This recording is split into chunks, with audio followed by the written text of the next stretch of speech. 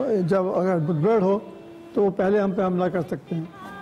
लेकिन जोश है वलवला ये था कि हम लोग इसके बावजूद भी तैयार थे और सब लोग हम इंतज़ार कर रहे थे कि हिंदुस्तान के ये जहाज़ आएंगे, हम पे हमला करेंगे और इंशाअल्लाह अल्लाह मियाँ मौका देगा कि हम अपना कारनामे दिखा सकें। और हमारी बहुत तैयारी हुई थी। ये मार्च से जब राना कच्छ हुआ था और राना कच्छ में हमारे फ़ौज ने उनकी फ़ौज को जो हमारा एरिया ऑक्यूपाई कर लिया था वहाँ से निकाल दिया था। तो उनके जो प्राइम मिनिस्टर शास्त्री थे उन्होंने धमकी दी थी कि I will reply eight A time and place of my choosing, कि वो डिसाइड करेंगे कब और कहाँ पे हमला करें। तो वो उन्होंने वो 6 सितंबर को किया। तो उस दौरान में हम एक्सरसाइज करते रहे और हमारी महारत और एफिशिएंसी बहुत ज़्यादा हो गई थी। और अल्लाह के फजल से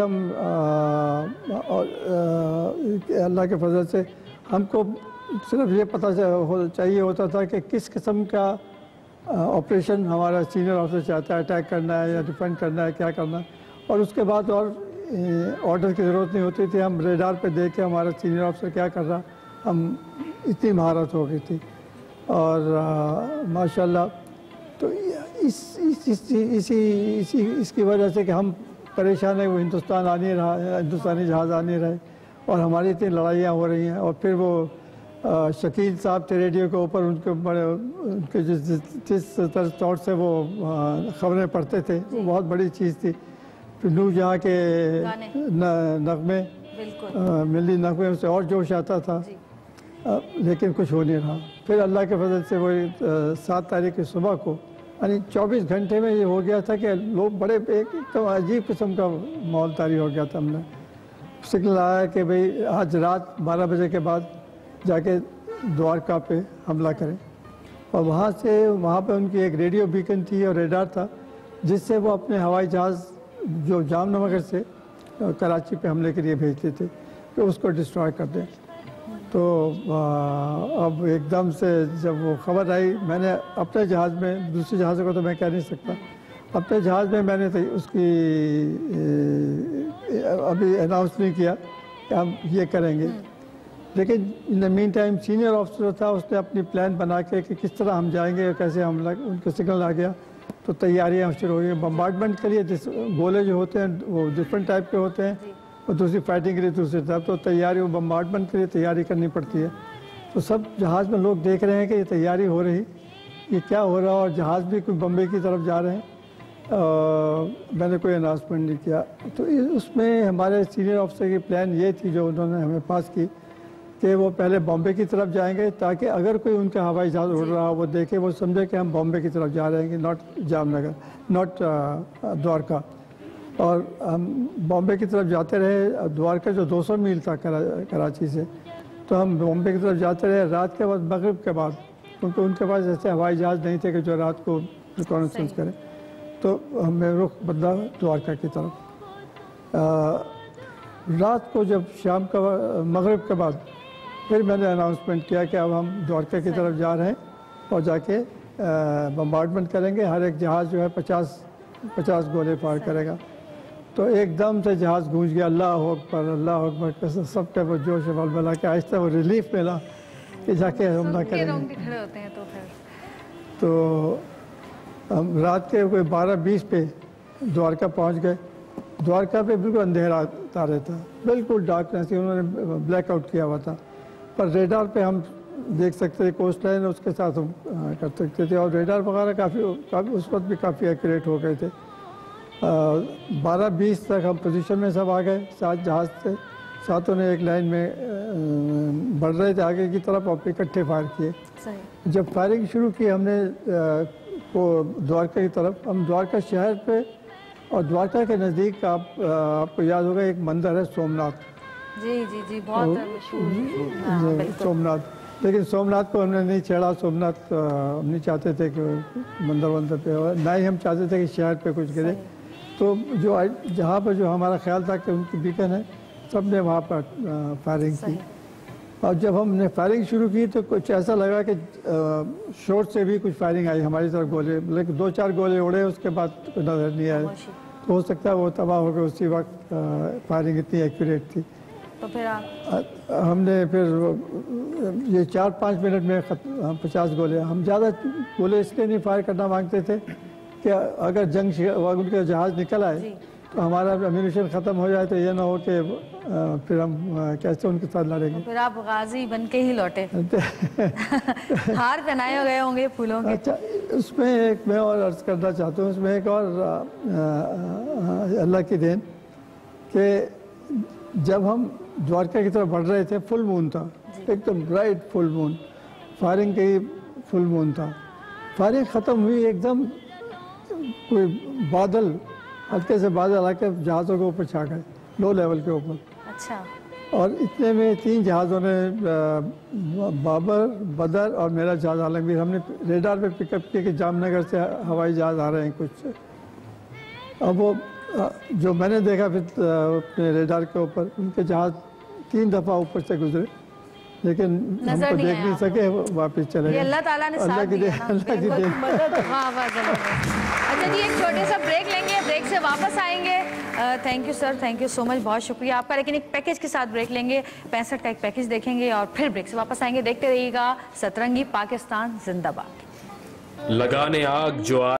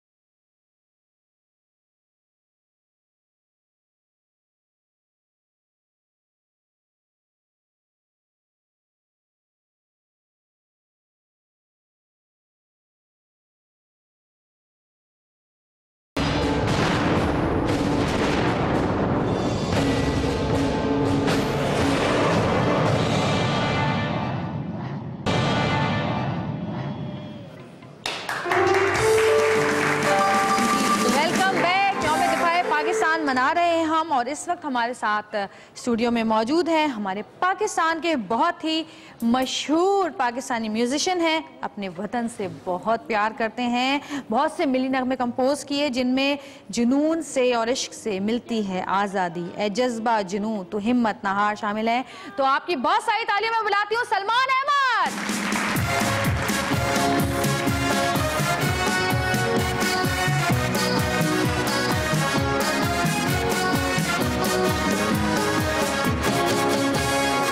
कैसे हैं सलमान आप? मैं अल्हम्दुलिल्लाह बहुत अच्छा हूँ, और 6 सितंबर का जो शो है आपका ji tribute to our great armed forces, उसके लिए बड़ा मैं खुश हूँ कि आपने बुलाया। नहीं, और हम ये मौका होता है ना, हम अपने आप को बड़ा, वही जो उन्होंने बात की कि सऊद के प्रोग्राम में गई थी तो सऊद ने कहा मैं तो अपने आप को हीरो समझता था, मैं तो कुछ नहीं हूँ, असल हीरो तो यही लोग हैं। बिल्कुल बिल्कुल। अच्छा सलमान, मुल्क से मोहब्बत हर इंसान के अंदर होती है, जज्बा हर वक्त। कभी कभी ऐसा भी होता है कि हमें एहसास ही नहीं होता कि हम अपने मुल्क से कितना प्यार करते हैं। कभी कोई ऐसा मौका आता है ज़िंदगी में कि जब हमें खुद पता चलता है कि नहीं हम तो बहुत प्यार करते हैं। कभी ऐसा ज़िंदगी में हुआ कि एहसास हुआ कि नहीं मैं तो जितना समझता था उससे ज़्यादा मेरे अंदर जज्बा है मुल्क की मोहब्बत का? मेरी अपनी फैमिली में तो बचपन से मेरे बहुत सारे रिश्तेदार आर्मी और एयरफोर्स में, मेरे मामू मार्शल इनाम खान 65 और 71 की जंग में लड़े, और मेजर आफ्ताब लोधी, फिर फारूक हबीब खान शहीद, तो और भी बहुत सारे आर्म फोर्सेस में मेरे रिश्ते हैं। तो बचपन से जब आप ग्रो अप करते हैं तो आपके अंदर एक जज्बा और जुनून होता है। लेकिन ये मैं ज़रूर कहूँ कि डॉक्टर्स और आर्म फोर्सेस के अलावा वाहिद जो आर्टिस्ट है मेरी फैमिली में मैं ही हूँ। अच्छा। तो जैसे हम कहीं जाते हैं, जैसे मैं अमेरिका गई मेरा बेटा वहाँ पे छोटा था, तो मुझे काफ़ी टाइम रहना पड़ा उसकी वजह से, 4-5 महीने, और उसी दौरान 14 अगस्त बीच में आई। तो वहाँ पे पाकिस्तानी जितने भी हैं वो बहुत ज़्यादा इस चीज़ का वो करते हैं। आपको भी पता है बड़े शोज़ होते हैं पाकिस्तान डे के, और अगस्त से जो शोज़ शुरू होते हैं तो वो 6 सितंबर तक रहते हैं शोज़। तो मैं इत्तेफाक हुआ मेरा एक शो में ऐसे जाने का, और बड़े खुश कह सब खुश घूम रहे हैं और मिली नगमे चल रहे थे। तो एक मिली नगमा एक साहब ने वहाँ पे गाया, वो बाकायदा सिंगर नहीं थे लेकिन उन्होंने मिली नगमा गाया, और मेरे जो आंसू शुरू हुए ना, मुझे खुद समझ नहीं आ रहा था कि मैं क्यों रो रही हूँ, और मेरी हिचकियाँ बन गई। और मैंने सऊद से कहा, मैंने कहा सऊद परसों की टिकट कराया, हम वापस जाएंगे, बस अब मुझे नहीं रहना। तो ज़िंदगी में ऐसा टाइम आता है कि जब आपको एहसास होता है कि भाई अपना मुल्क जो है वो ज़िंदगी में आप कहीं दुनिया में कहीं चले जाएं, जो अपना मुल्क पाकिस्तान है, जितनी अपनाइयत, जितना तहफ़्फ़ुज़, जितना प्यार, जितनी मोहब्बत हमें पाकिस्तान में है, मिलती है, वो दुनिया के किसी कोने में नहीं मिल सकती, क्योंकि यही हमारा मुल्क हमारे लिए जन्नत है। अजय सर, आपसे मैं पूछूंगी, ये सबमरीन से इनका ताल्लुक़ है, और मैं पूछूंगी कि जब आप सबमरीन में होते हैं और इतने तनों पानी के नीचे, न दिन का पता न रात का पता, ये कौन सा ऐसा जज्बा है जो आप लोगों को इतना साबित कदम रखता है? इसमें सबसे पहले तो ये बात है कि जो नेवी है ये इन इटसेल्फ ही काफ़ी डिफरेंट है, भले वो सरफेस शिप्स हों या एयरक्राफ्ट ऑपरेट हो रहे हों सी के ऊपर, या जो हमारे कमांडोज हैं जो समंदरों में हिफाजत करते हैं मुल्क की। एंड देन उसमें एक और चीज़ जो कि सबमरीन्स हैं, वो फिर नेवी के अंदर भी in itself that is different from the navy. और सबमरीन में मुख्तलिफ़ चीज़ें होती हैं, लाइक जब आप पानी के नीचे चले जाते हैं, जैसे आपने बताया कि जिसमें दिन का पता नहीं चलता, रात का पता नहीं चलता, तो उसमें हमने अपनी लाइटिंग सिस्टम्स कुछ एडजस्ट किए होते हैं, like white lights and red lights. तो अगर सुबह होगी है तो वाइट लाइट्स होंगी, देन सब्सिक्वेंटली जब शाम का टाइम आता है, we know the sunset time, सूरज तो नज़र आ नहीं रहा होता, तो सनसेट का जैसे ही टाइम होता है उस पर एक अनाउंसमेंट होती है और लाइट्स रेड हो जाती हैं। So once the lights turn red it means के भी ये रात का टाइम है, ताकि वो एक एटमॉस्फेयर जनरेट हो रहा हो, बिकॉज वो लोगों ने क्रू ने रेस्ट भी करना होता है मुख्तलिफ ऑपरेशंस के दौरान। और इसके अलावा जो हमारे डिफरेंट एक्टिविटी है जो कि पानी के ऊपर हो रही होती है, वो हम सिर्फ लिसनिंग से हमें पता चलता है। तो मुख्तलिफ सेंसर्स होते हैं हमारे, जिस पे जितने भी ऑपरेटर्स बैठे होते हैं, दे ओनली लिसन, और जो उनका जो सुनना ही है वही देखना बन जाता है, बिकॉज दे लिसन, और उसी से अंदाज़ा होता है कि ऊपर क्या एक्टिविटी चल रही है, कोई मुख्तलिफ बोट्स हैं या कुछ शिप्स गुजर रहे हैं, और फिर जो भी हमारी डिफरेंट एक्सरसाइजेज हैं वो हम वहाँ पे करते हैं। और इसमें एक और बात है कि इससे आपको ये भी पता चलता है कि जो Allah almighty has given this human being some enormous potential, और प्लस इसमें ऐसी कैपेबिलिटीज़ डाली हुई हैं कि ये एडजस्ट हो जाता है किसी भी एनवायरनमेंट में। जैसे लाइक इंसान ज़मीन पे तो रहने के आदी है और उसी के लिए जनरली उसको बनाया गया है, बट पानी में रहना और फिर कंटिन्यूसली एक ऐसी मशीन के अंदर रहना कि जब आप पानी में महीनों गुजर जाते हैं, तो इसके लिए आपको पता चलता है कि आप में काफ़ी कैपेबिलिटीज़ थी जो आपको तभी पता चलती हैं once you live in that environment. बिल्कुल, क्या बात। ट्रेनिंग किस तरह होती है आप लोगों की? ट्रेनिंग जो है इसमें मेडिकल फिटनेस के हिसाब से बहुत ज़्यादा ज़रूरत होती है, प्लस जो आपकी फ़िज़िकल फिटनेस है वो वाली ट्रेनिंग एक नॉर्मल नेवी की तो कॉमन होती है, but once you spend 5-6 years of initial training in navy, तो subsequently this is a volunteer force submarine. इसमें इट्स नॉट लाइक दिस कि जिसने भी फ़ौज ज्वाइन की है या नेवी ज्वाइन की है he'll go to submarines, but इसका वॉलंटियर सिस्टम है, the one who would like to go, सिर्फ उन्हें ही बुलाया जाता है। अच्छा। और फिर उसमें सिलेक्शन क्राइटेरिया है, और उसमें आपको एक और भी चीज़ पता चलती है कि जो आपके कान है इसके अंदर प्रेशर और वैक्यूम को इक्वलाइज करने का भी एक मैकेनिज्म है, जो कि जनरली 80% ऑफ द टाइम्स लोगों का ठीक होता है, लेकिन जो 20% है उनको तभी पता चलेगा once they will go to the submarine, और वो प्रेशर और वैक्यूम का इफेक्ट जैसा कि प्लेन में भी आता है, लेकिन प्लेन वाला दैट इज़ वेरी लेस, जो सबमरीन्स में that is almost 10 times more than that. तो आपको पता चलता है कि तो अगर उन टेस्ट से बंदा पास हो जाए एंड सब्सिक्वेंटली बाकी भी जो रिक्वायरमेंट्स हैं वो पूरी हों, तो फिर आप ज्वाइन कर लेते हैं। और फिर इसमें मज़ीद भी ट्रेनिंग होती है almost 1 year, because different systems हैं, उन सबको समझना, बिकॉज किसी भी एक बंदे की वजह से द लाइफ ऑफ 80 और 100 people is at stake. Yasir को जानते हैं आप, लेफ्टिनेंट यासिर को? हाँ एग्जैक्टली, मैं अभी बिल्कुल इनसे भी मिला, इनके फादर से अभी, और he was my junior but he was a wonderful chap and काफ़ी उसके साथ वो था हमारा। यासिर की बहन से हम पूछेंगे, हमें पता चला है कि आपकी और यासिर की डेट ऑफ बर्थ एक ही थी, एक ही है। सबसे पहले तो आई फील सो प्राउड, मतलब वर्ड्स कैन नॉट एक्सप्लेन जितना हम सब एक्चुअली जितना प्राउड फील करते हैं। सेकेंडली, जितना भी अल्लाह का शुक्र अदा किया जाए वो कम है, बिकॉज हम डिज़र्व ही नहीं करते ये रुतबा और ये इज़्ज़त जो हमें मिली है, मेरे भाई की वजह से हमें मिली है। और हम 3 बहनें हैं, हमारा एक भाई है, मुझसे 13 ईयर्स बड़े थे वो। Still we got the same date of birth. और साल के हर दिन मैं उन्हें बहुत ज़्यादा मिस करती हूँ ऑब्वियसली, लेकिन स्पेसिफिकली ऑन आवर बर्थडे बहुत ज़्यादा, मतलब वो भी मैं नहीं बता सकती। बहन भाई का रिश्ता ही ऐसा होता है, बड़ा प्यारा रिश्ता होता है बहन भाई। आप कुछ बताएं, क्या हुआ, किस तरह हुआ, क्या आप, क्योंकि कहते हैं कि बहुत डिफरेंट सी एक शहादत थी। हाँ, इसका सिनेरियो बड़ा डिफरेंट सा था। मैं जैसे शुरू में आपसे बात कर रहा था, तो वो एरोनॉटिकल इंजीनियर था। नेवी को उन दिनों थ्रेट्स बहुत सारी थी, कुछ 2 बसों में भी अटैक्स हो चुके थे और मुख्तलिफ बेसिस के ऊपर भी थ्रेट्स थी कि जी आप तैयार रहें। तो उसकी तैयारी में हर बेस के ऊपर, हर जगह जहाँ जहाँ भी पॉसिबल था, जैसे पॉसिबल था, एक रैपिड रिएक्शन फोर्स RRF के नाम से तरतीब दी गई, क्योंकि बहुत शुरू में थी, तो उन्होंने जल्दी जल्दी जैसे भी हो सका अवेलेबल की मैन पावर अवे। तो मेहरान बेस, क्योंकि basically that is flying, navy का फ्लाइंग बेस है, तो उसके ऊपर उन्होंने जो अवेलेबल ऑफिसर्स थे उसको डिटेल किया। उसमें यासिर एज एरोनॉटिकल इंजीनियर में सर्व कर रहा था, उसकी सर ड्यूटी लगाई, और भी लगे हुए थे ड्यूटी पे, बारी बारी आती थी ड्यूटियाँ। तो इसकी ड्यूटी एक्चुअली 23 मई को थी, तो 22 में वो संडे, तो सडनली कोई ड्यूटियाँ चेंज होती रहती हैं, कोई ऐसा नहीं है। वो कोई संडे को जिसकी ड्यूटी थी, मे भी उसको कोई काम होगा या उसने एक्सक्यूज़ किया होगा कि मेरी ड्यूटी चेंज कर दें। तो यासिर वाज अवेलेबल, उसको कहा कि आप आज संडे तो आप ड्यूटी पर आ जाए, तो वो आ गया ड्यूटी पे। वो 8:30 बजे पहुंचा। तो रूटीन में तो उसने हमें, क्योंकि बात होती रहती थी, लाहौर में मैं था, तो वो बताया कि मैं मंडे को होऊंगा। तो जब वो संडे को ड्यूटी पर आया तो उसने अपने रूटीन चेक्स करके, सारा जो भी होते हैं कि जाने वाले आने वाले चीज़ें, हर चीज़ चेक करके वो 10:30 करीब अपने ड्यूटी रूम में आ गया। तो देन ही टोल्ड मी कि जी मैं अब ड्यूटी पर आ गया हूँ और आज संडे था, मेरी थी नहीं। तो यही बात हो रही थी, तो सडनली ही हर्ड बहुत बड़ा एक जैसे धमाके की आवाज़ आई ना। तो कमरे से बाहर निकला, उसने एक डायरेक्शन में देखा आग लगी हुई है।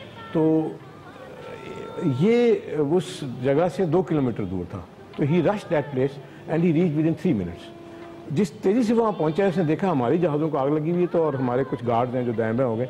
इसने मतलब कोशिश की कि कोई आए बंदे, लेकिन वो ज़ाहिर है ऐसे खौफनाक हालात थे, आग लगी हुई, फायरिंग हो रही, मतलब बहुत ही खौफनाक हालात। तो इसने कहा कि अगर मैंने इन्हें अभी इंटरसेप्ट नहीं किया तो ये तो बहुत ज़्यादा तबाही हो जाएगी, बहुत तबाही हो जाएगी। जहाज़ों से वो वैसे ही एक एरोनॉटिकल इंजीनियर को बाय नेचर जहाज़ों से बहुत मोहब्बत होती है, उसकी वो यदि चीज़ ही वही होती है। तो उसने आगे बढ़ के इनसे ड्यूटी पिस्टल थी, मुकाबला किया, और ही मतलब उनकी जो एडवांसमेंट थी या जो भी उनका आगे प्लान था, उसका उसने उनको वहीं पे स्टॉप किया। अब वो क्योंकि अकेला था, ओपन एरिया है सारा, बेसिकली उसको ट्रेनिंग भी नहीं थी एंटी टेररिस्ट की, और वेपन भी नहीं थे उसके पास, कोई ऐसी सपोर्ट भी नहीं थी। तो उसने उनको रोके रखा कुछ अच्छे, जो 12 मिनट तक जो टाइम था उसका, उसके दौरान इसको चेस्ट में गोलियां लगी, 2 हार्ट पे और 1 नीचे, ये वहाँ फैल गिरा। उसके बाद वो फिर आगे बढ़े। जो एक्चुअल उनका टारगेट था जहाज़ तबाह करने के बाद फॉरेन इंजीनियर्स को यरगमाल बना के अपने मुतालबात बनवाने, वो उस 12 मिनट की वजह से वो नहीं कर सके। वो इसलिए मतलब जो उनका सारा प्लान जो बेस था, जो प्लान जिस चीज़ पे बेस था वो ये था। उसके बाद उनका आगे जो भी फिर कर रहे थे उन्होंने, वो उसके अगला स्टेप था। तो जो ये 12 मिनट थे वो उसके इतने हमारे ख़ानदान पे हैवी हैं कि हम वो पूरा नहीं कर सकते।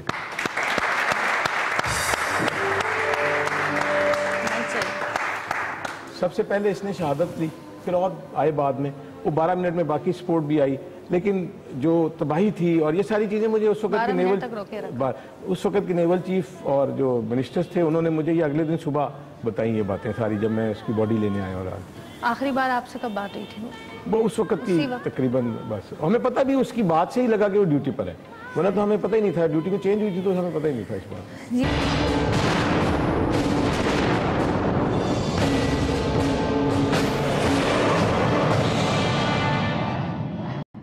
शहादत होती है ये हर किसी को नसीब नहीं होती, और अल्लाह ताला जिनको चुन लेता है सिर्फ वही शहीद होते हैं और वही इस मुकाम पर पहुंचते हैं जिसको शहादत कहा जाता है। और बड़ी जिगर गुर्दा है उन माओं का, उन बापों का, उन बहनों का, उन भाइयों का जो कि दुआएं मांगते हैं कि अल्लाह ताला हमारे बच्चों को या तो गाजी बनाए या फिर शहीद करे। और शहादत के बाद कहते हैं कि शहीद कभी मरता नहीं, हमेशा ज़िंदा रहता है, हमेशा ज़िंदा रहता है।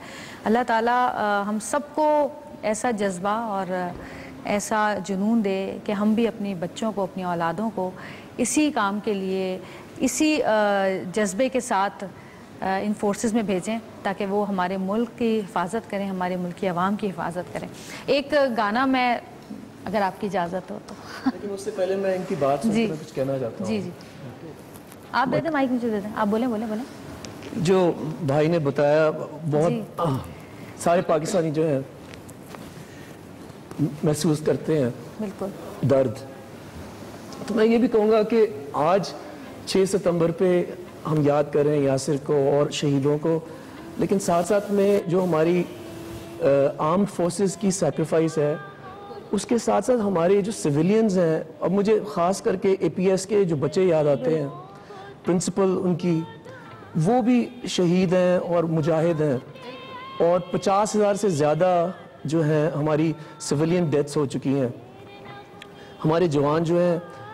तो ये मैं समझता हूँ कि इस वक्त पूरी कौम को यूनाइट होना चाहिए पाकिस्तान के लिए, क्योंकि इन्होंने बात की कि पोटेंशियल इतना ज़्यादा है, हमारे यंगस्टर्स इतना ज़्यादा टैलेंट है। मैं तो पूरी दुनिया में फिरता हूँ, पाकिस्तान के अंदर जो टैलेंट है वो कहीं भी नहीं है, और हम इसको एक बहुत खूबसूरत मुल्क बना सकते हैं, लेकिन हमें दुश्मनों का जो है खात्मा करना है। मैं एक इसमें बात ऐड करना चाहूँगा, आपने बात की सिविलियन और सारे की। मैं आपको बताऊं कि जो फौज की सारी चीज़ें मौजूद, जिसको आप कह लें तरबियत कह लें, डिसिप्लिन व्हाट्सएवर, ये हमारी जो सिविलियन और पीछे कौम है, ये है भी उनकी वजह से। बिल्कुल आप सुनते हैं कि फौज जो लड़ती है अकेली नहीं लड़ती, पीछे पूरी कौम लड़ती है। बिल्कुल कौम पहुंच जाती है, 65 में पहुंची, 71 में पहुंची, जलजिले में पहुंची, आप किसी जगह भी पहुंची। और ये भी मैं बता दूं कि बाहर से कोई भी नहीं आएगा हमारे लिए, हमने खुद ही सारा कुछ करना है, ना हमें किसी दुश्मन से डरने की जरूरत है, और कोई हेल्प की भी एक्सपेक्ट ना करें, ना करनी चाहिए। लेकिन सिविलियंस हमारे बहुत ज़्यादा मोहब्बत करते हैं मुल्क से, फौज से मोहब्बत करते हैं, और यानी हर लेवल पे वो कुर्बानी देने के लिए तैयार है। बिल्कुल जी, और अल्लाह ताला ऐसा जज्बा सारी ज़िंदगी हमारे दिलों में जगाए रखे। और उन तमाम शुहदा के लिए एक गाना जो कि बहुत मशहूर है और बहुत जज्बात को जो है वो और ज़्यादा उभारता है, वो मैं गाना चाहती हूँ। उन तमाम लोगों के लिए जो शहीद हुए, और उन तमाम घर वालों के लिए शुहदा के, जो कि जिन्होंने ये कुर्बानी का जज्बा जिनके पास है अभी, कि वो इस बात पे फ़ख्र महसूस करते हैं कि हाँ उनकी औलादें शहीद हुई।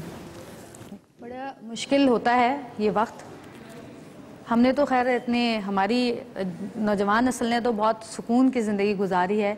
उन लोगों से जाके पूछें जो कि इस टाइम से गुजरे हैं कि जब जंगें और इस तरह की जो चीज़ें होती हैं वो हो रही होती हैं, और आवाम जो है वो जज्बा जो अपने सारे लड़ाई झगड़े भूल के एक हो जाती है, और फिर जो है अपने मुल्क के तमाम फोर्सेस के साथ एक होकर उनके साथ मुकाबला करती है दुश्मन का। तो जी हम इसी जज्बे के साथ इंशाल्लाह ज़िंदगी गुजारना चाहते हैं। अल्लाह ताला हमारे दिलों में और जज्बात जो है वो पैदा करे।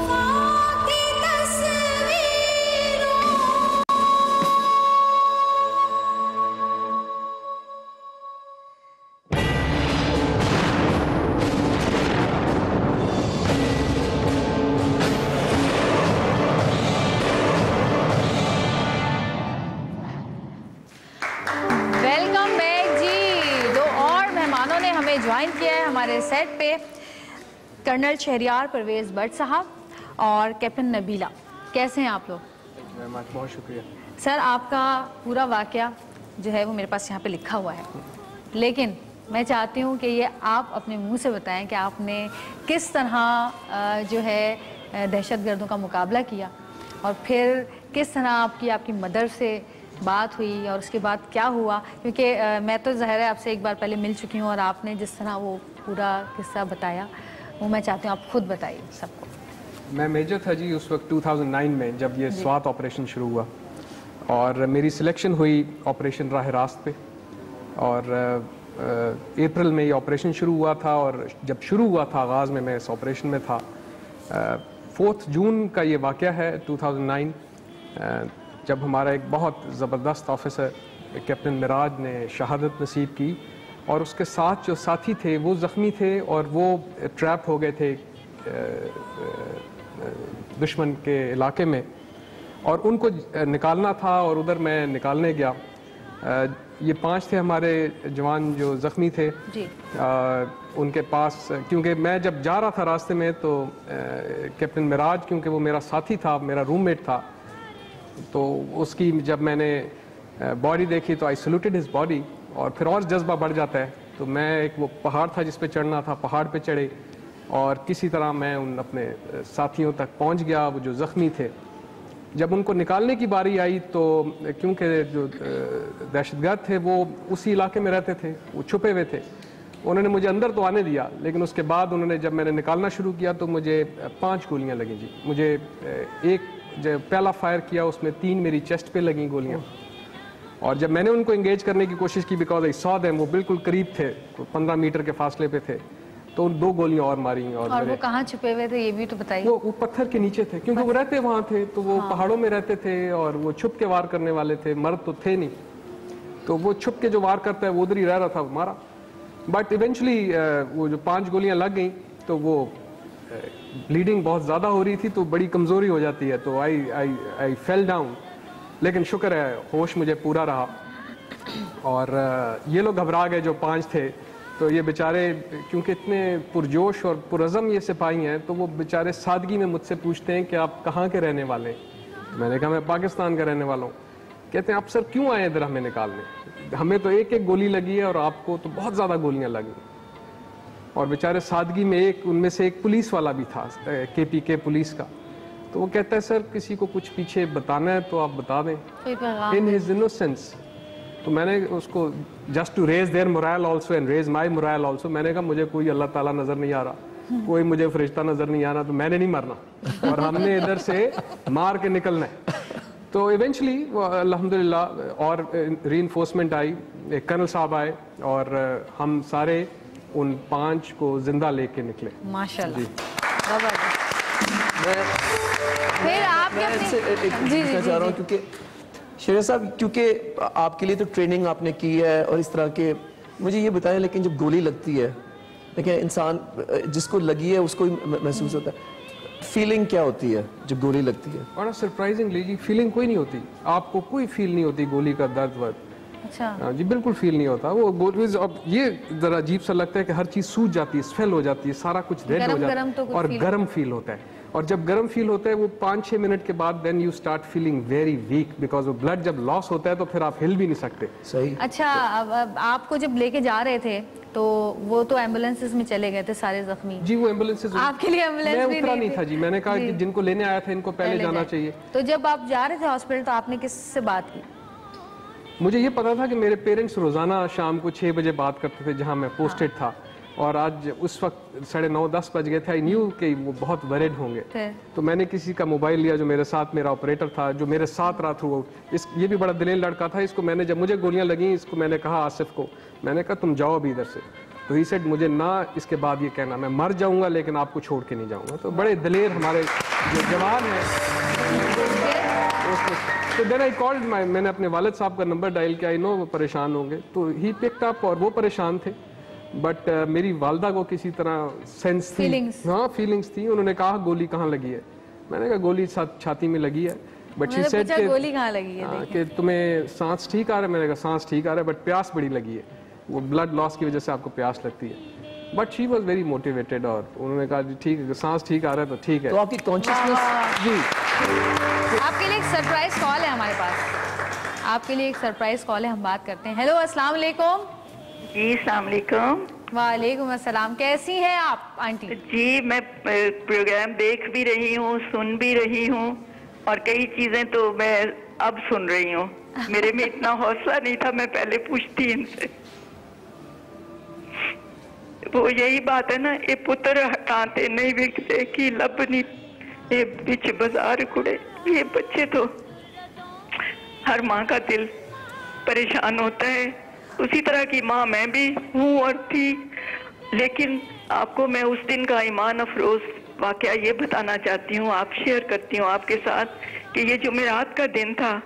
सुबह सुबह 10 से 12 बजे मैंने अपने घर में आयत करीमा का विर्द रखा हुआ था, और जब मैंने दुआ के लिए हाथ उठाए तो मैंने ये कहा, ए अल्लाह मुझ में इतना हौसला नहीं, मुझे शहीद की माँ ना बनाना, मुझे गाजी की माँ बनाना। तो आप देखिए मेरे प्यारे रब ने मुझ नाचीज की दुआ को अपनी रहमत से शर्फ कबूलियत अता किया, और उसी शाम मेरे बेटे को तकरीबकारों की गोलियां लगी, और अल्लाह ताला ने किस तरह मेरी दुआ कबूल फरमाई और ये बच्चा हमारा हमें दोबारा मिल गया। और ये तमाम रास्ता इसको पता था हम परेशान होंगे, तमाम रास्ते हम इधर से CMH मर्दान के लिए रवाना हुए, ये अपनी जगह से रवाना हुआ और सारा रास्ता बताते रहे कि मैं ठीक हूँ, मैं ठीक हूँ। बस ये था वाकया। बहुत शुक्रिया आंटी, आपने कॉल की और अपने जज्बात हमारे साथ शेयर किए। हम उन तमाम फोर्सेस के लोगों को और ख़ास उनकी फैमिली को भी खराज तहसीन पेश करते हैं आज के दिन कि जो कि अपनी औलादों का हौसला और अपनी औलादों की ताकत है, जो उनको मॉरल सपोर्ट करती हैं, उनको और ज़्यादा हिम्मत और हौसला देती हैं कि हाँ दुश्मन से लड़े। आपकी फैमिली भी यहाँ पे मौजूद है, क्या हम उनसे बात कर सकते हैं? भाभी ज़रा माइक ले लीजिए। भाभी और बेटा भी है आपका माशाल्लाह? मेरा बेटा है, मेरी बेटी दादा दादी के पास रहती है, वो इस्लामाबाद में। अच्छा, आप डॉक्टर हैं भाभी? मैं डॉक्टर हूँ। आप कैसा फील करती हैं? मैं अच्छा प्राउड फील करती हूँ, बहुत ज़्यादा प्राउड फील करती हैं, जाहिर है जी। और बेटे को क्या इरादा है, डालना है?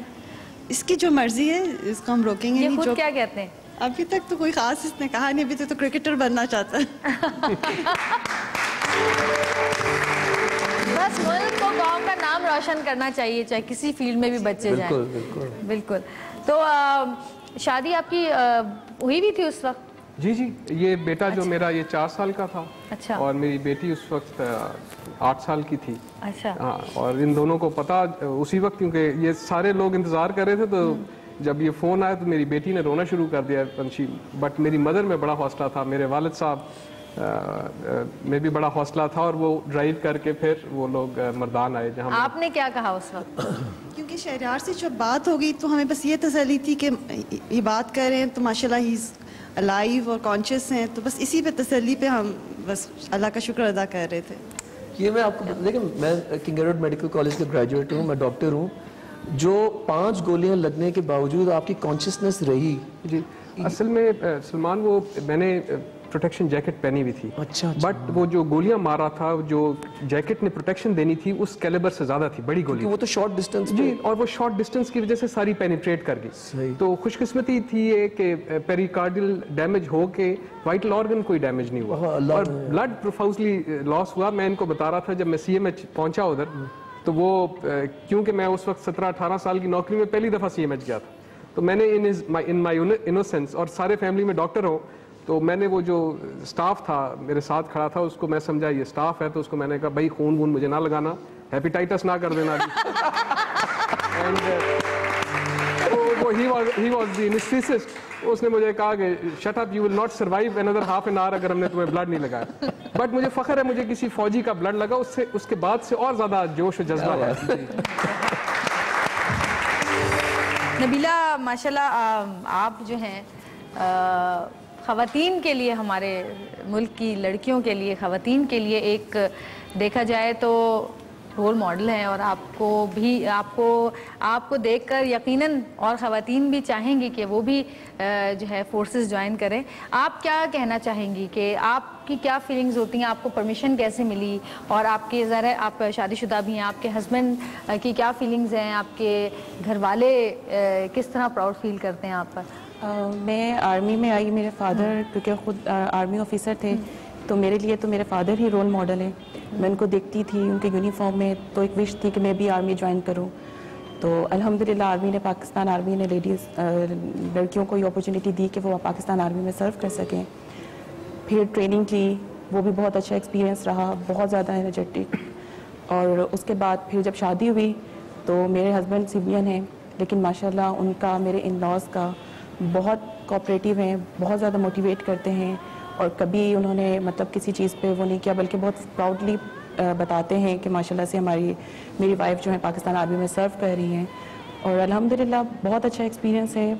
आज पाकिस्तान आर्मी में बहुत सारी फील्ड में, बहुत सारी कोर में लड़कियां जो हैं वो सर्व कर रही हैं और बहुत अच्छा सर्व कर रही हैं।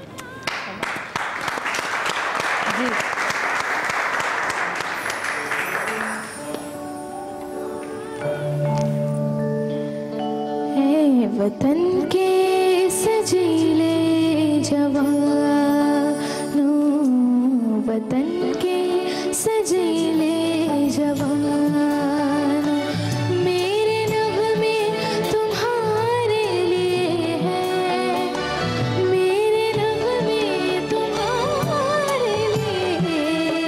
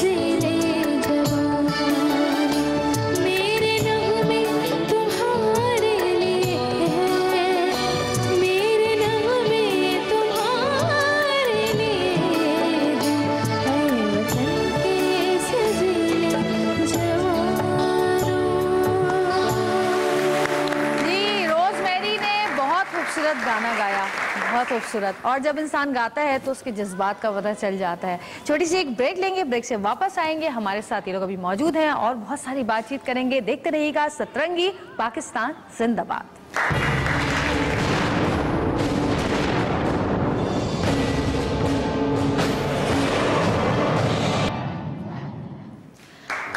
वेलकम बैक जी। दो और मेहमानों ने हमें ज्वाइन किया है यहाँ पर। एयरफोर्स से हमारे साथ हैं फ्लाइट लेफ्टिनेंट मोहम्मद उस्मान मलिक। अस्सलाम वालेकुम, कैसे हैं आप? और जी स्क्वाड्रन लीडर डॉक्टर आमना खान, कैसी हैं आप? अच्छा, आपका जो है 7 साल आपको हो गए हैं बतौर डॉक्टर पाकिस्तान एयरफोर्स में अपनी खदमात अंजाम देते हुए, और आपका हमने सुना है कि आप बहुत ज़्यादा किसी से इंस्पायर हैं। ये आप खुद बताएंगे किन से, और जिनके नाम का लाहौर में एक स्ट्रीट भी है, रोड भी है, और मैं ये आपसे भी बात करूंगी। लेकिन पहले मैं इनसे पूछना चाहूँगी कि क्या सोच के, कौन सा ऐसा जज्बा था जो सोच के आपने सोचा कि जी मैं एयरफोर्स में आऊँ? जो actually I am the 3rd generation in forces. My father was in the army, मेरे ग्रैंडफादर भी आर्मी में थे। तो बचपन से वही आप चीज़ें देखते हो। खातून, I am the first one. तो बचपन से आप ये चीज़ें देखते हो, तो जोश और बलवाला बचपन से आपके दिल में आता है। मैं हमेशा डॉक्टर बनना चाहती थी, बट वो भी एयरफोर्स यानी फोर्सेस की डॉक्टर बनना चाहती थी।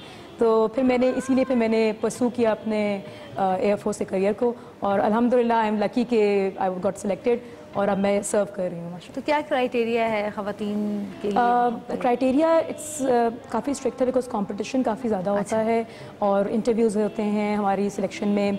हमारी फ़िज़िकल काफ़ी उस पर टेस्ट होते हैं, उसके बाद सिलेक्शन की जाती है। जिस तरह आई एम अ डॉक्टर, मैं पहले डॉक्टर बनी आर्मी मेडिकल कॉलेज से, मैंने ग्रेजुएट किया, उसके बाद आई जॉइन दी एयरफोर्स। तो उसमें ये कि फिर आपकी 6 मंथ्स की ट्रेनिंग होती है फर्दर रिसालपुर अकेडमी में, और उस ट्रेनिंग में बिल्कुल वैसी ट्रेनिंग होती है जैसे हमारे मेल काउंटर पार्ट्स की होती है। वही drills, parades, PT, camping, everything. So हम मर्दों के शाना बशाना मैं कह सकती हूँ कि हम आप फाइटर पायलट हैं, तो अभी तक तो आपको मौका मिला नहीं, तो आप कि क्या जज्बा है आपका कि आप चाहते हैं कि हाँ कोई ऐसा मौका है कि मैं भी प्रूव करूं कि हाँ हम अपने मुल्क के लिए जान दे सकते हैं या गाजी बन के आ सकते हैं? बिल्कुल ऐसे ही जैसे आपने बताया कि I am a fighter pilot, तो फाइटर पायलट का मेन मकसद ही ये होता है कि वो जंग में कामयाब होना चाहता है, और हमारी जो सारी ट्रेनिंग होती है वो वॉर बेसिस पे ही कराई जाती है। जैसे कि आपने कहा सर मालूम का आपने नाम लिया जी। सर मालूम का not only me, not only Pakistanis but all over the world कुछ पायलट्स ऐसे होते हैं जो राइज कर जाते हैं नेशन से ऊपर, और उन्होंने रिकॉर्ड कायम किया है 1 मिनट में 5 जहाज। बिल्कुल ऐसे ही, तो ऑल ओवर द वर्ल्ड जो पायलट्स हैं वो आइडलाइज करते हैं सर मालूम को। आप 1 मिनट में कितने जहाज गिराना चाहते हैं? आप रिकॉर्ड तोड़ना चाहते हैं उनका? बिल्कुल, रिकॉर्ड बराबर कर दें या तोड़ दें, ये तो आजकल के ज़माने में it will be a massive achievement, क्योंकि इन लोगों की जो अचीवमेंट्स थी यही देख के हमें मोटिवेशन मिलती है। जो आजकल के फाइटर पायलट्स हैं, once we enter our war rooms, हमें क्योंकि जब हम रोज़ स्क्वाड्रन में जाते हैं तो स्क्वाड्रन्स के अंदर हमने वॉर रूम्स इस्टेब्लिश किए हुए हैं जिसमें इनकी अचीवमेंट्स मेंशन है, और वो रोज़ जब हम जाके उनको पढ़ते हैं तो it gives us such a sense of pride and such a sense of motivation. The difference between हमारे में और एक सिविलियन में यही है, हर बंदे के अंदर पाकिस्तानियत मौजूद है। बस हमारे अंदर ये फ़र्क होता है कि हमारा रोज़ का काम ही इसलिए है कि हम लोग रेडी होते हैं रोज़ की जंग के लिए। हम लोग ऐसे नहीं है कि पीस टाइम में we are not ready for war. हमारा ये होता है कि जब हम पीस टाइम में होते हैं तो रोज़ हम प्रिपेयर कर रहे होते हैं कि आज जंग हो सकती है। तो इस वजह से जो हमारा जज्बा है पाकिस्तानियत है या मुल्क के लिए जो प्यार है वो हर वक्त कांस्टेंट रहता है। आपकी वाइफ भी यहाँ पर बैठी है, उनसे भी हम बात करना चाहेंगे। भाभी माइक उठा लीजिए वरना आपको बहुत चीख चीख के बोलना पड़ेगा। कैसी हैं आप? आप क्या सोचती हैं अबाउट आपके हस्बैंड? क्या कितना फख्र महसूस करती हैं और अपने बच्चों के लिए क्या सोचती हैं? और प्राइड है, ऑनर है, for not just for me, मतलब for the entire country, and you know it's a great sense of feeling. बच्चे हैं आपके? नहीं, तो जब बच्चे हो जाएंगे इंशाल्लाह तो आप क्या उनको भी यही कहेंगी कि जी आप भी जाइए और फोर्सेस में जाइए, नेवी में जाएं, एयरफोर्स में जाएं? इनकरेज तो ऑफ कोर्स करेंगे, जाहिर सी बात है, पर वो बात है कि अभी it's too soon to predict. लेकिन ऑफ कोर्स वो वैसे ही मोटिवेशन तो आ ही जाती है, बिकॉज आप फैमिली में होते हैं, फैमिली में देखते हैं। अब हमारा भी, मेरी भी फैमिली में आर्मी और फोर्सेस का ही वो बैकग्राउंड है। My grandfather, both my paternal and maternal grandfathers were in army, और family background तो है ही of course. तो आमना के हस्बैंड भी यहाँ पे मौजूद हैं, उनसे भी बात करेंगे हम। ज़रा माइक दीजिएगा, और 2 बच्चे भी हैं माशाल्लाह से। ज़रा माइक जी जी सर, वालेकुम अस्सलाम।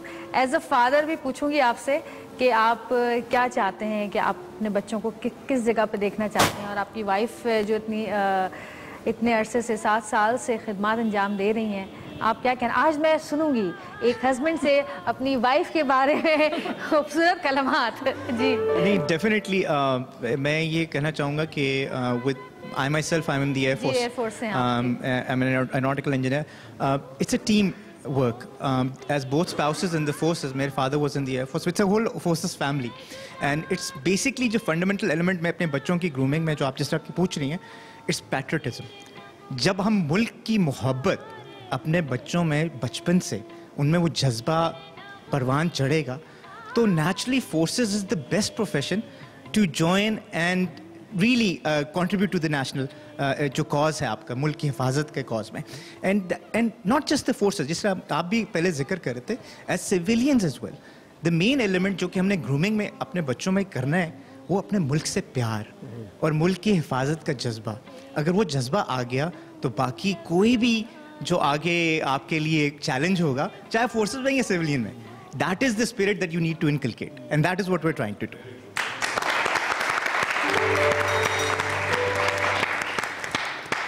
अच्छा, ये मुझे बताइए कि जैसे, बल्कि इनसे पहले पूछती हूँ कि आपकी अगर बेटी हुई तो आप उसको आर्मी फोर्सेस में डालेंगे? बिल्कुल।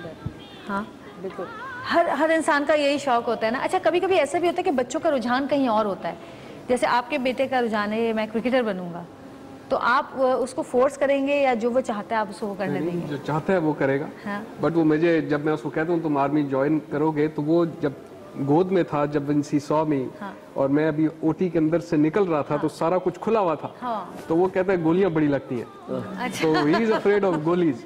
बट आई एम श्योर जब वो ग्रो अप करेगा, he will be very proud of. हाँ जी जी जी।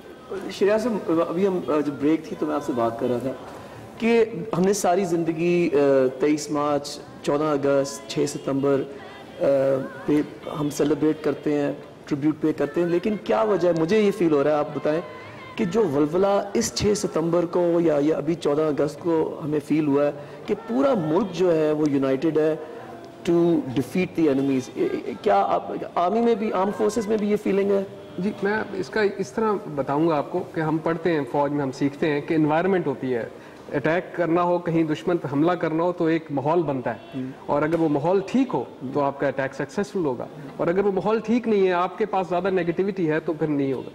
अभी फॉर्चुनेटली जी पिछले 2-2.5 सालों से आप देखें, लीडरशिप में डिटर्मिनेशन, मैं आर्म फोर्सेस की बात करूंगा, कोई शक नहीं है, वो डिटर्मिनेशन पिछले 1.5-2 सालों में नज़र भी आई है, अवाम भी बिल्कुल पुरजोश हैं, तो मेरा ख्याल है इससे अच्छी इन्वायरमेंट हो नहीं सकती, और मुझे कोई शक नहीं है कि ये जो दुश्मन है इसको हम ख़त्म कर सकते हैं, और वो अनकरीब ख़त्म होगा, जो अभी तक नहीं है।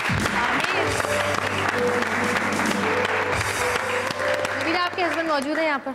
नहीं, आज नहीं है, उनको लेके आती ना, ज़रा मैं उनसे भी बातचीत करती। चले कोई नहीं। अच्छा, कोई गाना जो है हम सुनना चाहते हैं अब। काशिफ भाई कौन सा गाना सुना रहे हैं आज? काशिफ भाई हमारे साथ रोज़ होते हैं हमारे शो पे। भाई साहब,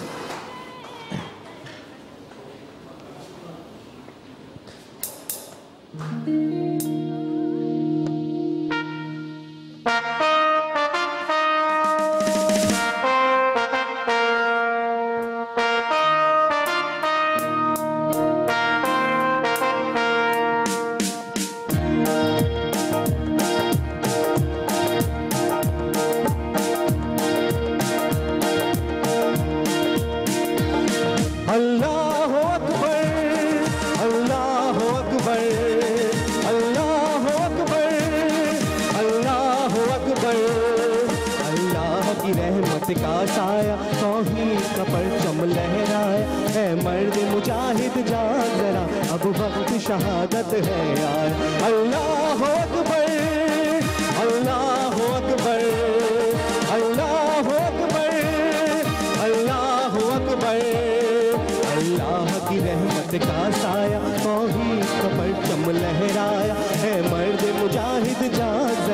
अब वक्त शहादत है आया।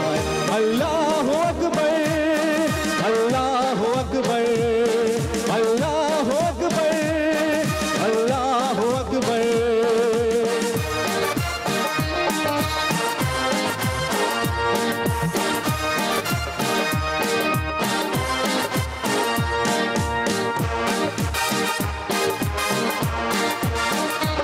सर रख के हथेली पर आना है जुल्म से तुझको टकराना, ईमान कहे रखवाला तू, ईमान कहे रखवाला तू, इस्लाम कहे मतवाला तू, ईमान तेरा सरमाया है मर्द मुजाहिद जाग जरा अब वक्त शहादत है आया। अल्लाह अकबर, अल्लाह अकबर, अल्लाह अकबर, अल्लाह अकबर।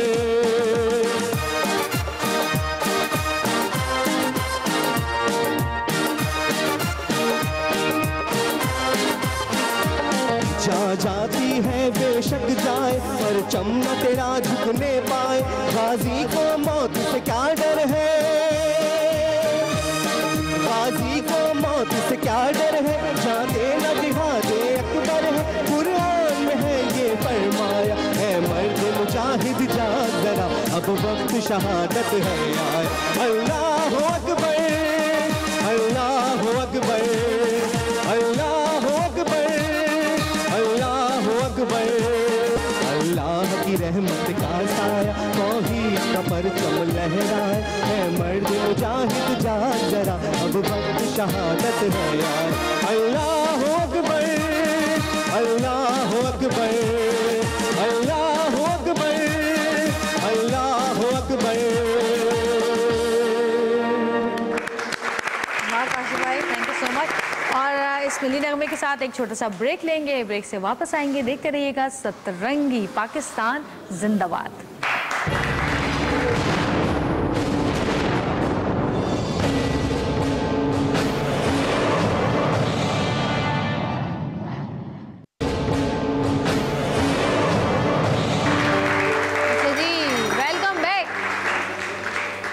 हमारे साथ बहुत सारे ऐसे लोग भी मौजूद हैं जो कि हमें सुन रहे हैं काफ़ी देर से बैठे हुए। तो मैं चाहती हूँ कि आप लोगों में से अगर कोई कुछ कहना चाहता है, अपने जज्बात का इजहार करना चाहता है, तो माइक वहाँ पे सामने रखा है, प्लीज़ बात कीजिए। Ladies first. अच्छा, ये मेजर सादिक की वाइफ हमारे साथ यहाँ पे मौजूद हैं। मैं भाभी से पूछना चाहूँगी कि भाभी आप क्या कहती हैं आज दिन के हवाले से मेजर सदाकत की? जी,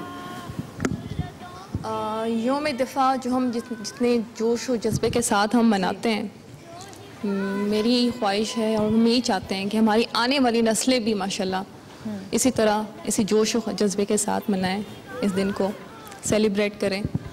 और जितने भी शहदा हैं 1965 से लेकर जो अब तक जो शहीद हो रहे हैं, उन सबको मैं सलाम पेश करना चाहती हूँ। और मैं आप लोगों को बताती चलूँ कि ISPR ने और ख़ासकर मेजर सदाकत ने हमारे इस प्रोग्राम को यहाँ तक पहुँचाने में हमारी बहुत हेल्प की है, बहुत कोऑर्डिनेशन उनकी शामिल है, वरना हम आप तक ये प्रोग्राम पेश कर ही नहीं सकते थे। तो एक बार उनका शुक्रिया और बहुत सारी तालियाँ उन सबको। अच्छा, आपसे मैं सवाल करूंगी कि आपके बच्चे हैं माशाल्लाह छोटे, हम देख रहे हैं सामने, और किस तरह जो आपका काम है, जो आपकी ड्यूटी है, बच्चों को किस तरह टाइम देती हैं?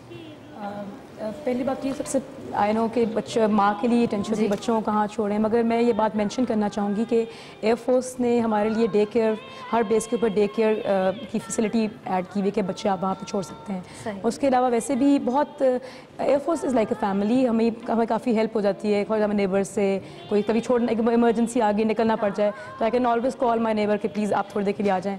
और secondly I would like to add कि माई हस्बैंड, हम दोनों एक टीम की तरह, जब उनकी ड्यूटी होती तो मैं पीछे बच्चे देखती हूँ, जब मेरी होती तो he takes care of the kids. Sir, आपसे सवाल करूँगी कि ट्रेनिंग में सबसे ज़्यादा मुश्किल चीज़ आपको क्या लगती है? एक्चुअली ट्रेनिंग हमारी इनिशियली बहुत टफ होती है, बिकॉज आपने इनिशियल मिशंस में यू गॉट 7 मिशंस जिसमें आपने सोलो क्लियर करनी होती है। उसमें जब इनिशियली आप एक नई चीज़ लर्न कर रहे होते जिसके बारे में आपको बिल्कुल भी पहले आइडिया नहीं होता, तो वो पहले बहुत टफ होती है। और उसी में actually they have to figure out के can you be a fighter pilot और नॉट। तो उसमें एक तो स्ट्रेस लेवल और उसके बाद you have to prove that you have the mettle कि आप एक फाइटर पायलट बन सकें।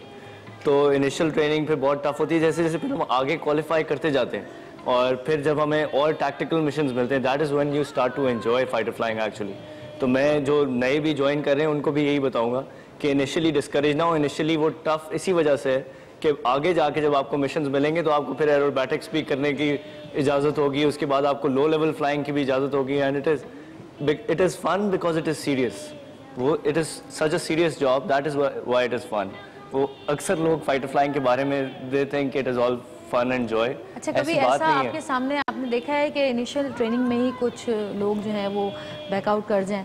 नहीं, ऐसा हुआ है? ऐसा it has never happened in history के कोई बंदा फ्लाइंग को खुद जो है मतलब गिव अप कर दे। Everybody tries his level best.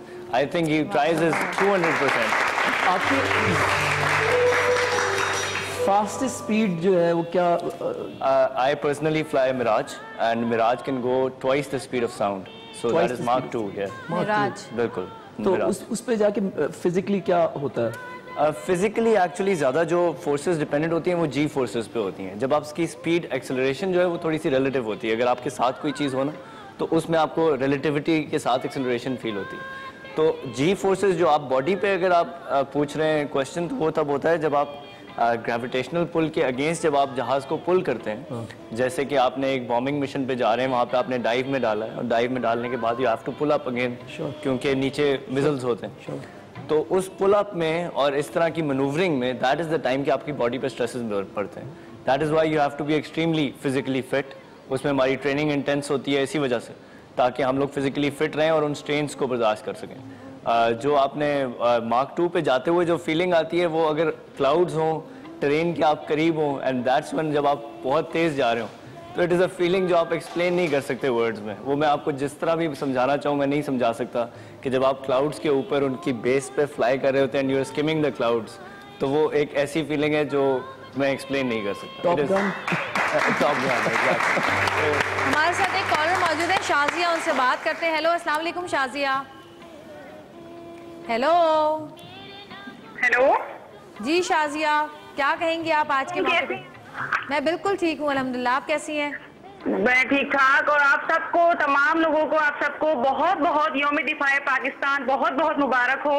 और मैं तमाम शोहदा को, तमाम गाजियों को, तमाम पेशावर के मासूम शोहदा को, सबको मैं बहुत सल्यूट पेश करना चाहूंगी और खराज अकीदत पेश करूंगी इन सब की कारनामों पर। उन सब लोगों को, जो पाक फौज को, आर्मी को, नेवी को, एयरफोर्स को, सबको मेरा सल्यूट, जो हम लोगों की जो है मुहाफिज हैं और जो हम लोगों की सरहदों पर हम लोग की हिफाजत कर रहे हैं और पाकिस्तान को बचा रहे हैं। और मैं कहूंगी कि पाकिस्तान से प्यार करें, पाकिस्तान से मोहब्बत करें, बिकॉज पाकिस्तान है तो हम हैं। और आपके तमाम गेस्ट को salute. Thank you so much Shazia, बहुत शुक्रिया। आप सर कुछ कहना चाह रहे थे, माइक अगर आप तक पहुंच जाए तो। जी, we really appreciate the media, I mean, और ये बहुत ही इट्स वेरी ओपन मैसेज जो हमारे एनिमीज के लिए कि इंशाल्लाह विल बी यूनाइटेड। इंशाल्लाह इंशाल्लाह। नबीला, आप मुझे बताइए कि ख़वातीन को ट्रेनिंग में सबसे ज़्यादा क्या प्रॉब्लम्स देखनी पड़ती हैं, किन प्रॉब्लम्स का सामना करना पड़ता है? पहली बात तो ये कि लड़कियां जो ये समझती हैं, जो अभी तक आर्मी में या किसी भी शोबे में नहीं आई, कि पाकिस्तान आर्मी में जो ट्रेनिंग होती है वो बहुत लड़कियों के लिए शायद कोई रिलैक्सेशन हो, लेकिन ऐसा कुछ नहीं है। जो बॉयज़ ट्रेनिंग करते हैं सेम उसी क्राइटेरिया पे हम लोग भी ट्रेनिंग करते हैं। लेकिन उनका ड्यूरेशन 2 इयर्स का होता है और हमारा जो है वो 6 मंथ्स का होता है। 6 मंथ्स का होता है। ख़वातीन का पता है ना, ख़वातीन जल्दी सारी चीज़ें नहीं कर लेती हैं।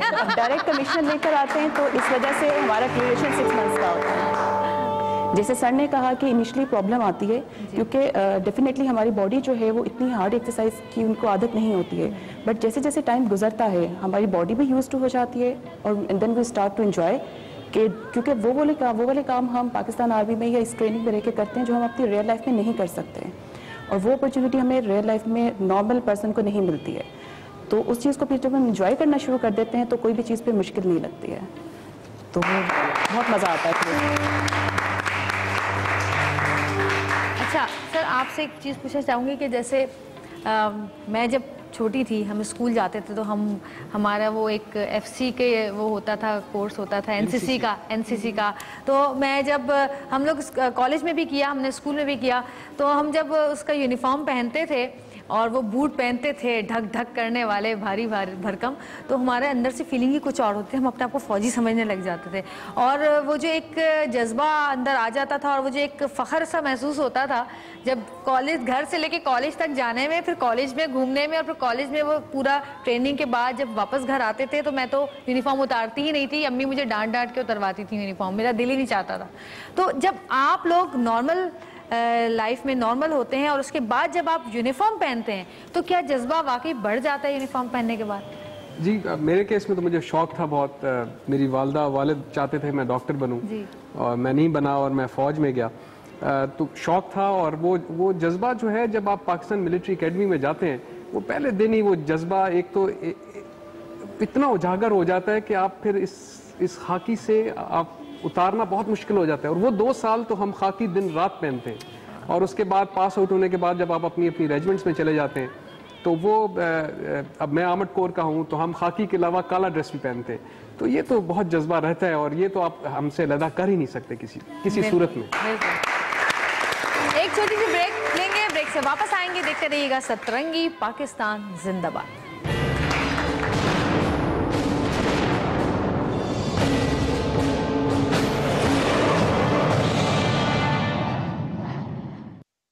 नसीब करे, आमीन सुमामीन। और मेरी दुआ ये है कि अल्लाह ताला अगर मेरी जान इस मुल्क के लिए किसी काम आ सके तो मैं इस मुल्क पे कुर्बान होने के लिए भी तैयार हूँ। अल्लाह ताला मेरी दुआ आज कबूल कर लीजिएगा। चले जी, आ जाइए, आखिरी गाना आपको हमने कहा था कि हम आपसे वाइंड अप करवाएंगे शो का। आइए। लेकिन मैं शुरू यहाँ करूँगा फिर वहाँ जाऊँगा। अच्छा ठीक है, फिर हम भी आपके साथ ही चलेंगे। चलिए जी।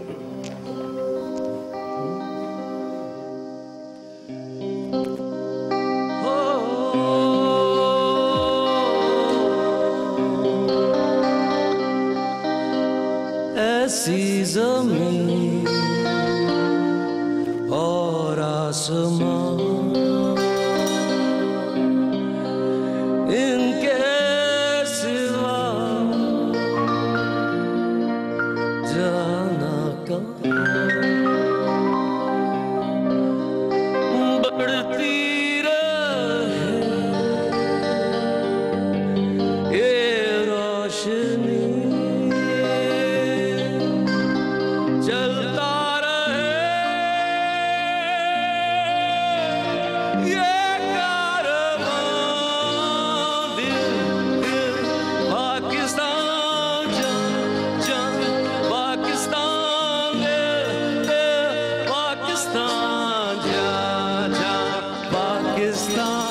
ऐसी ज़मीन और आसमां इनके सिवा जाना कहाँ, बढ़ती रहे ये रोशनी, चलता रहे ये कारवां, दिल पाकिस्तान जान पाकिस्तान, दिल पाकिस्तान जान पाकिस्तान, दिल पाकिस्तान जान पाकिस्तान, दिल पाकिस्तान जान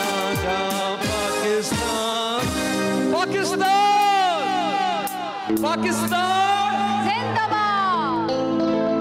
जुनून से और इश्क से मिलती है आजादी, जुनून से और इश्क से मिलती है आजादी, कुर्बानी की बाहों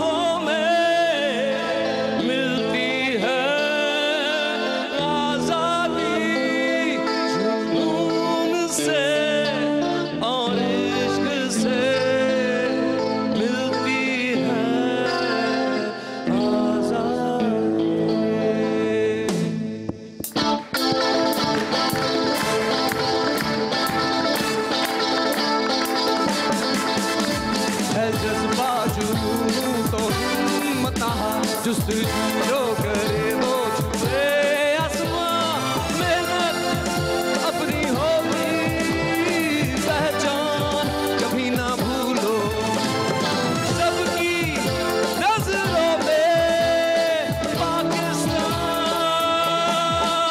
कभी ना भूलो पाकिस्तान है तुम्हारा, पाकिस्तान है हमारा।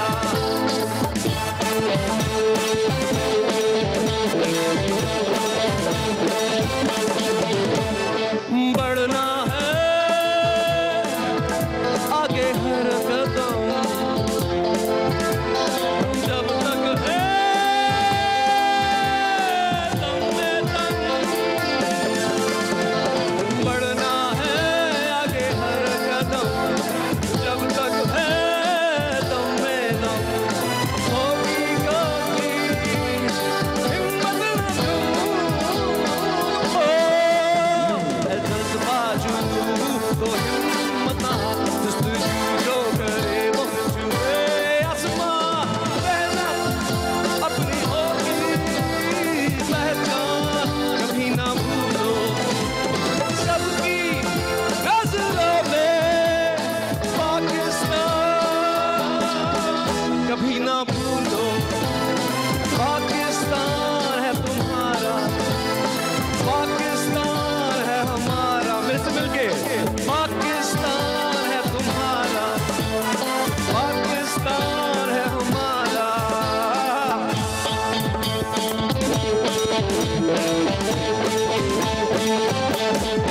पाकिस्तान, पाकिस्तान, पाकिस्तान, पाकिस्तान,